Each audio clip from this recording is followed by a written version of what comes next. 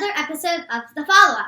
I'm Eden, and this is my dad, Noah, and for almost 3 years now, from April 2020, we've been sitting on my bed and having a conversation about something we want to talk about. And this week, we're going to talk about some goals for 2023. Happy New Year. Happy New Year. So this is New Year's Day, Uh-huh. and you made it up till midnight. I did. And you're wide awake? I'm wide awake. Because I still got about the same amount of sleep as I would any day. It's not that. But, I got about 9 hours of sleep. yeah, about that. And I usually get about that. Mm-hmm. And we watched some of the Miley Cyrus, some of the Ryan Seacrest, and we were flipping back and forth between the Georgia-Ohio State game. And then that final kick came at midnight. So we flipped back and forth, Crazy. too. Yeah. And it was then, a crazy TV night. It was. And then as soon as you got in bed, you're out. I was out. All right, so goals for 2023. Give me something. I'll start with academically. Okay. And this sometimes I'll do like by months or something. So like by the end of February, I want to have all my division tables 1 through 11 memorized. Like snaps. Because I have multiplication down. Mm-hmm. All snaps, I want to just... Because division, it's just like, it's the difference. That just kind of makes me like... Because I usually try in division, like, let's say the question is like 40 divided by 8. Okay. I'll try to think like 8 times what's 40. Right. Which would be 5. Right. So it's like, but I want to get these down to snaps where I don't even have to think about that. You don't have to think in the reverse order. Exactly. Okay. That's a pretty good one. What's 32 divided by 4? 8. There you go. Good. Be confident. Yeah, just say. Good.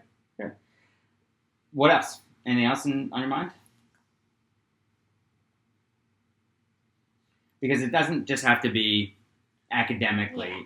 It could be a goal socially. It could be a goal for something that you have coming up that might be new that you want to conquer, or a fear that you want to get over. In sports. Uh-huh. I want to work on shooting in basketball. Okay. So you want to become a better shooter in basketball. And I really want to practice tennis. Okay, but you'll be able to do. Okay. Yeah. Good. All right. So you really want to get better at basketball and tennis. Yeah. And division skills. Yes. Okay. Anything socially? Not really. Okay. Wow. Yeah. Maybe that's something that you have some different experiences to start the year, and then you think, all right, well then I'll work on this, or I want to make this a goal. And sometimes I'll definitely get new goals as I master these things throughout the year. Yeah. Once you reach your goal, then you want to set new ones. Yeah. Because you always want to be trying to achieve that, but you want to you don't want to be skipping over steps. Right. Yeah. It's like a building, but you have to build the first floor. But before you build the third floor, you have to build the second floor. Mm-hmm. You can't skip it. You can't skip anything. Mm-mm. Oh, well, I like those. I like those goals. Do you have any?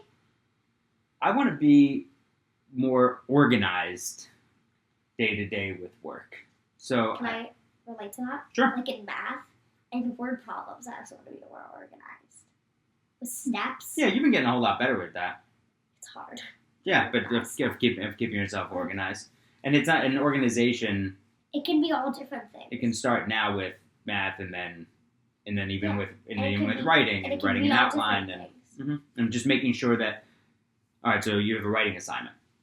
Okay, so now I've got my assignment. I'm gonna maybe take some notes write down a few words that will outline the piece, and I've got another piece of paper if I want to try to spell something I might not know how to spell. So even that is just simple organization.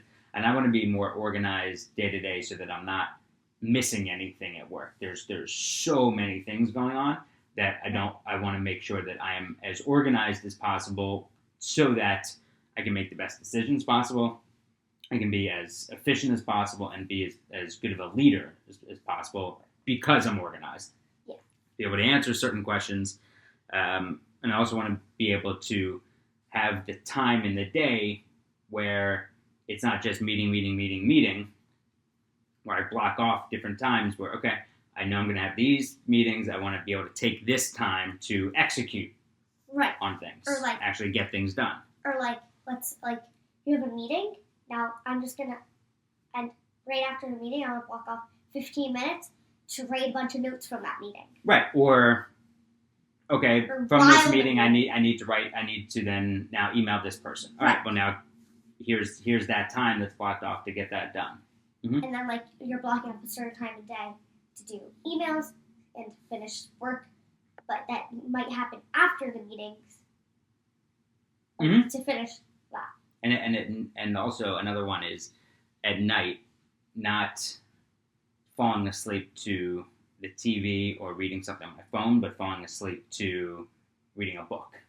Reading a book, or reading the Kindle. Maybe? Yeah, exactly. Yeah. Same thing. Just because that's not a like I know that reading on a phone, even if it's not that I'm scrolling through things. I'm actually reading articles, but that light's not good, as you know. No.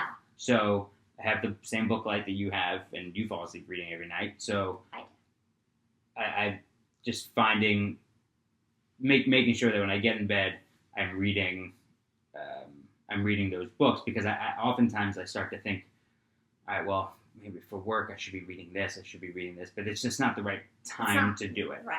Because one thing, it's a little light can affect sleep very much. Mm-hmm. So, like, even reading a phone, this is actually a good example that I learned. Even a clock like mine, that's a digital clock, can affect sleep because of that light.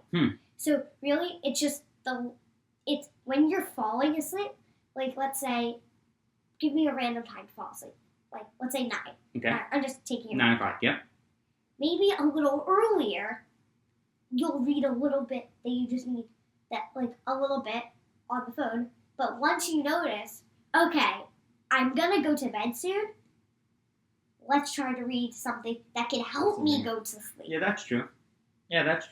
But I'm trying. I'm gonna try not to even do that at all in our room. Yeah.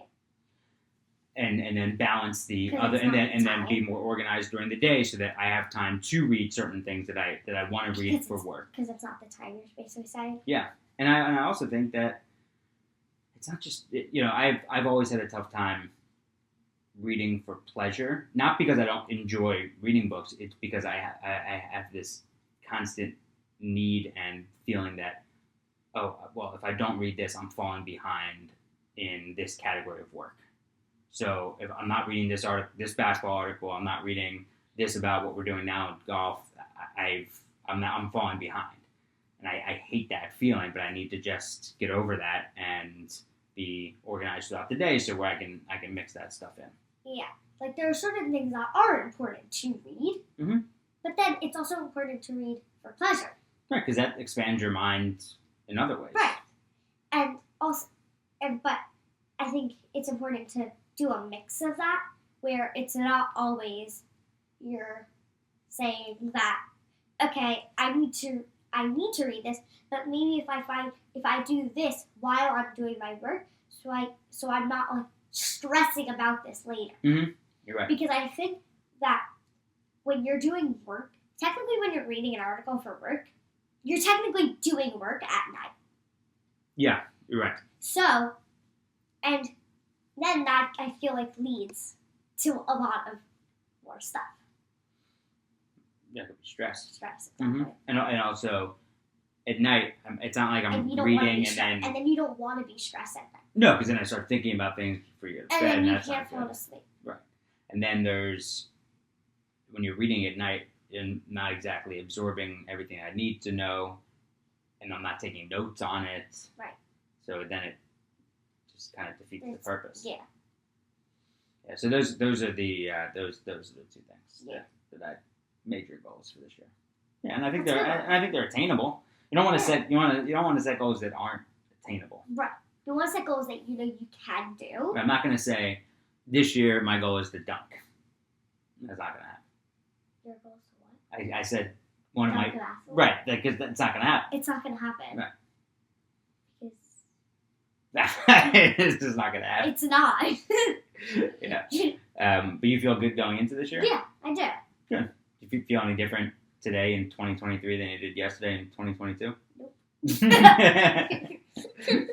It's kind of like, I think, like, for me, it's kind of weird because it's like, start it next day.